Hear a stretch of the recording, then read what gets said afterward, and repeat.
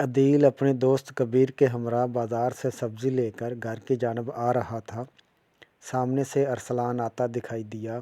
یہ تینوں ایک ہی محلے میں رہتے تھے۔ قریب پہنچ کر ارسلان نے ہاتھ اس کی جانب بڑھایا تو عدیل نے اس سے ہاتھ نہ ملانے کا عذر پیش کرتے ہوئے کہا، میں ہاتھ نہیں ملا سکتا، میرے ہاتھ کی انگلیوں میں کافی دنوں سے درد ہے۔ او تو بھائی جلدی کسی ڈاکٹر کو دکھاؤ۔ ارسلان نے دوسرے دوست کبیر سے ہاتھ ملاتے ہوئے عدیل کو ہمدردی سے مشورہ دیا۔ اچھا میں ذرا جلدی میں ہوں، امی نے یہ سبزی لینے بازار بھیجا تھا۔ عدیل نے ارسلان سے جان چھڑانے کی کوشش کی۔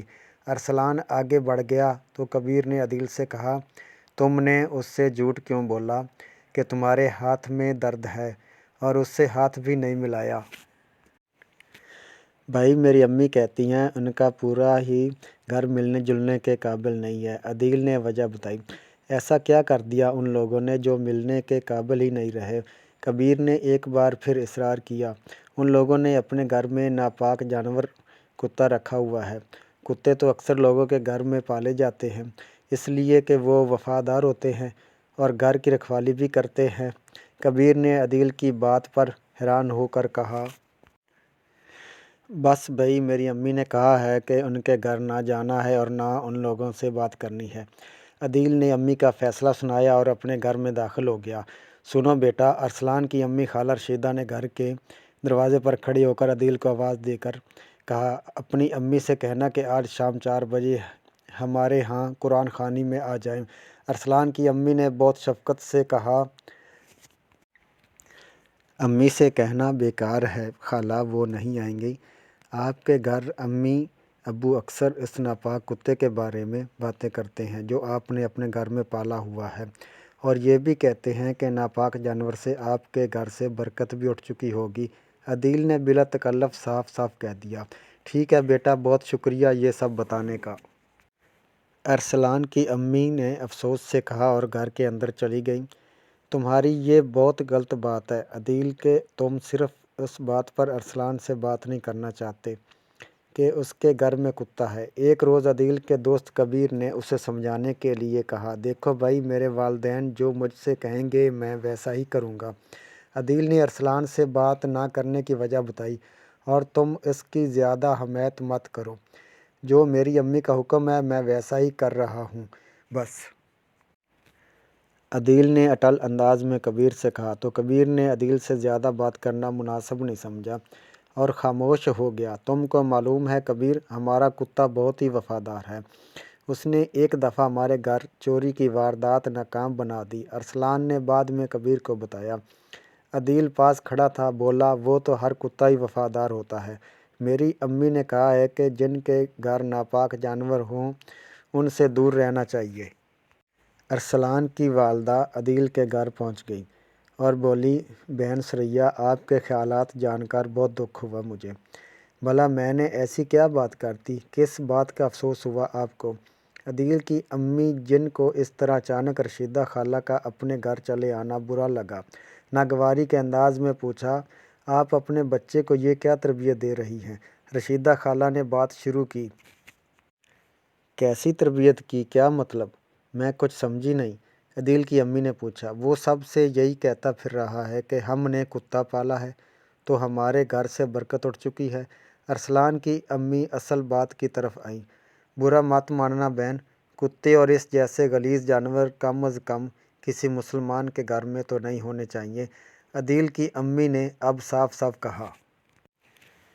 بہن، 3 سال پہلے جب یہ پلا تھا تب تیز برسات میں راستے میں شدید ٹھنڈ سے ٹھٹر رہا تھا، تو اس وقت میرے شوہر کو اس پر ترس آ گیا اور وہ اسے اٹھا کر گھر لے آئے۔ اس کے زخموں پر مرہم لگایا، اسے دودھ پلایا، اس کا چند روز یہ سوچ کر خیال رکھا کہ ٹھیک ہو جائے گا تو اسے واپس جنگل میں چھوڑ آئیں گے۔ مگر اس کے بعد یہ معصوم جانور تو اس قدر ہم سے مانوس ہو گیا کہ ہمارا گھر چھوڑنے پر آمادہ ہی نہیں ہوا۔ کئی بار ہم نے اسے دور جنگل میں چھوڑا مگر پھر دوسرے دن ہمارے دروازے پر ہوتا تھا۔ پھر ہمیں بھی اس پر رحم آ گیا، ہم نے اسے مستقل اپنے گھر کے پیچھے इसे जगह दे दी। क्या वो हमदर्दी हमने जो इस कुत्ते के साथ की, क्या वो सब गलत था? हमें ऐसा नहीं करना चाहिए था। क्या अल्लाह के नज़दीक भी हमारी ये नेकी, ये हमदर्दी फजूल और लाहासिल तस्वर होगी? खाला रशीदा एक सांस में बोलती चली गई। जी बहन, कह तो आप ठीक रही हैं। जिस बेज़बान जानवर के साथ हमदर्दी की जाए वो तो बाद में एहसानमंद होकर आपका ही होकर रह जाता है।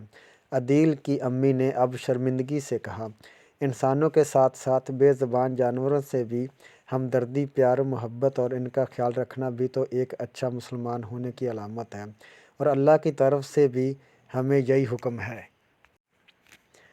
खाला रशीदा ने नरम पड़ते हुए कहा, बिल्कुल बहन, आप ठीक कह रही हैं। अदील की अम्मी को भी अब अपनी गलती का एहसास होने लगा। अगर हमने कुत्ते को अपने घर के पिछले हिस्से के एक कोने में जगह दे दी तो क्या हम मुसलमान नहीं रहे?